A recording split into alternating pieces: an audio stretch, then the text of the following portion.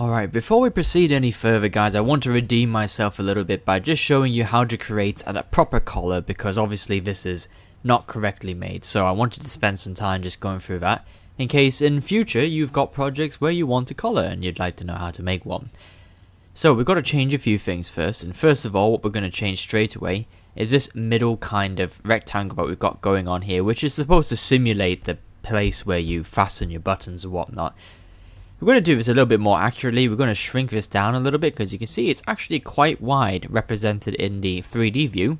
Okay, so we're going to shrink that down a little bit, and we're going to create basically a collar that if it was tied together ready for a tie. So if you want a kind of open collar, essentially you would change, well, we'll go for that in just a minute, but I'm just going to move that to one side, not too much. Control C, Control V. I'm not going to bother reflecting it because it's not so important. I just need a identical shape. There we go. And you can see it's reflected there in our 3D view.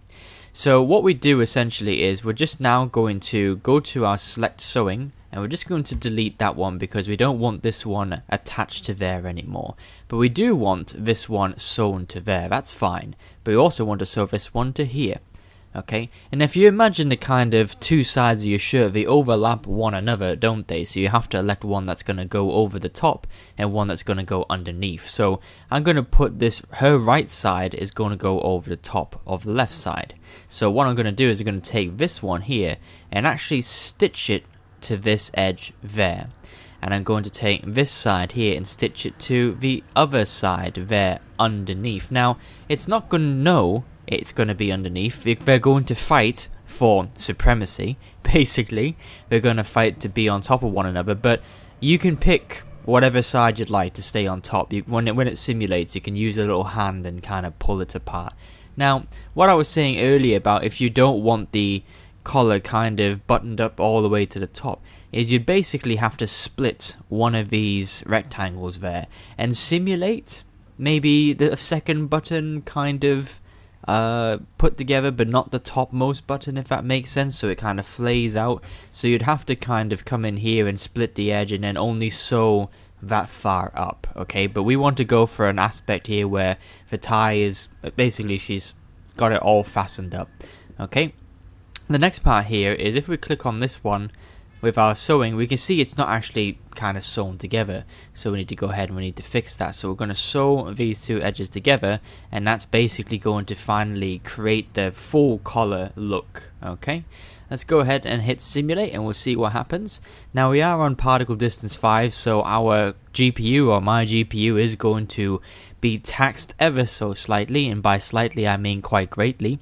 Okay, so you can see there that that's had the intended effect somewhat. Okay, so you can see that at the moment here we've got this kind of very tight, it's gone into a very small area, and that's essentially because this part here is not stitched to anything.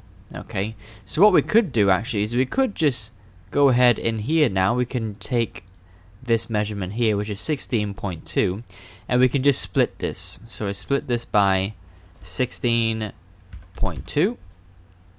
That's fine, and we'll do the same for the other side as well, 16.2, and that's just going to give something for these guys to kind of stitch onto as well. Now it's going to get a bit confusing. Do bear in mind where, thank you marvelous designer, do bear in mind where it's going to, where the sewing's going here. Okay, so we're going to delete that sewing and delete that sewing. Okay, so you can see they go across from one another. So up to there it's going to sew there, and up to there it's going to sew there. Okay, so it's like an extra little section, and then here to there, and then this little extra section will go there. Okay, right, so now this should sort of split apart. Let's have a look.